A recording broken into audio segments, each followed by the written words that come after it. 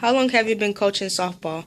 Um, I've been coaching 7 years, 3 years as an assistant, 4 years as a head coach. Okay, how's the season so far? So far, we're 16-5. I've had a little bit of a hiccup on Saturday at Morgan County tournament. We lost 3 straight, but recovered yesterday with a win over Flowery Branch. There's a lot of new faces on the team. How do they fill the gap in from losing non-returning players? We've got a really strong freshman class and some sophomores and juniors that really stepped up this year. I think being in the program, for those that have been in the program more than 1 year, it takes a while to kind of know how I want things done, but they filled in the gaps really well. I think for our losses that we had last year, people that graduated or decided not to play, I think we filled in those gaps as well as we possibly could. What is your strategy/workouts for getting your girls to play softball in college? The biggest thing is if they commit to me, I'm going to commit to them. I'm going to make every phone call that I can, try to get them at tryouts. Anytime I hear about a tryout, I pass it along to them. There's a lot of all-star games, senior all-star games, summer all-star games, and we had two players, Addie Allegretti and Morgan Whiten, that made Team Georgia this year. We may have a couple of seniors that make senior all-stars.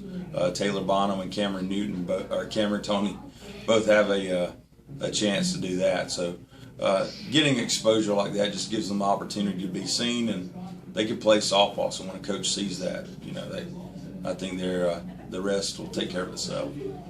What big games you look forward to this season? Tomorrow night is a huge one, Loganville. Seems like every year that game has region championship implications. The way our region works, you get seeded by how you do in regular season, and you play a tournament afterwards. If we beat Loganville tomorrow night, we will be the #1 seed going into the tournament. What is your plan to win against Loganville tomorrow? They've got a really good pitcher, Maddie Green. Just good, got a good drop ball, good rise ball. We got to lay off the rise, hit the other stuff. As always, we're going to bunt and run, use our team speed, and hopefully Cam can shut them down in the circle. And I expect a low-scoring game. Hopefully, we pull off like a 3-2 win. How do you orchestrate practice, such as the different drills? One thing that I've learned in 4 years is you got to change it up. Last year, we kind of got in a routine where the first hour of practice we did the same thing just about every day. And this year, we've done a better job of doing the same work, working on the same skills, but doing it in different ways. Sometimes we catch tennis balls to work on bunting. Every now and then we'll swing a water hose at a ball on the tee just to work on bat speed. So just to kind of be creative. YouTube now, there's plenty of ways that you can find drills and things to work on your skills. So. Yeah. You guys lost in the playoffs to Flowery Branch last season.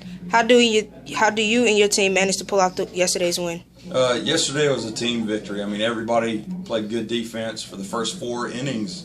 Both pitchers had perfect games going.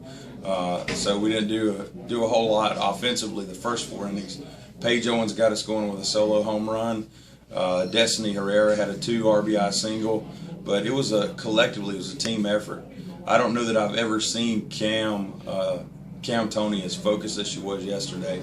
I think she ended up with only giving up 1 hit and 16 strikeouts. So when your pitcher does that, it's hard to lose a game that way. So. What's your expectation? What expectation do you have for Cameron Tony and Taylor Bynum next game and also this season? I know what to expect with them. What's special about those 2 girls is they've been with me all 4 years. Their freshman year was my first year as head coach. So they know what playing McBay softball is. They know what I expect of them. They're always going to be good leaders. They lead in different ways. Cam leads by experience.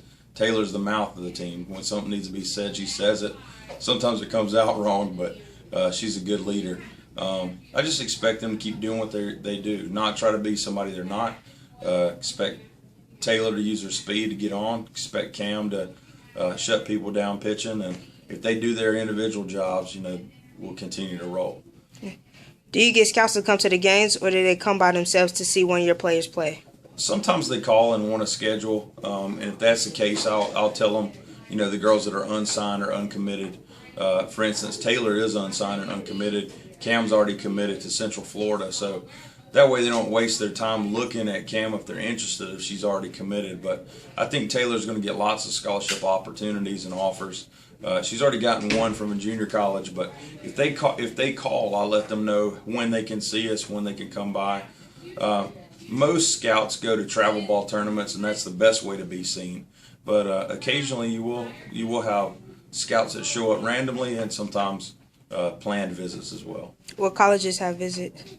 I know that Young Harris has visited, Emory has visited. We're going to go play at Georgia State College in 2 weeks, so they'll see us down there. Last year we played at North Georgia College, so being able to play on site is another way to be seen. But I know that those coaches have come by. So When you go scout other teams, what 3 aspects or skill do you look for in the opponent? The first thing is to find their strength and try to minimize that. If a team is really good pitching, we'll try to attack the pitcher. That's kind of the opposite of the way some coaches think.